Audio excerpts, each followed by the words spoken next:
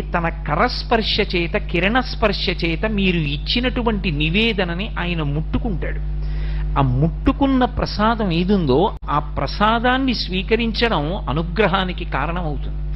అందుకే ప్రదక్షిణం చేసి నమస్కారం చేసినప్పుడు వెంటనే ఫలితాన్ని ఇచ్చేటటువంటి దేవతాస్వరూపములుగా చెప్పబడేటటువంటివి రెండున్నాయి.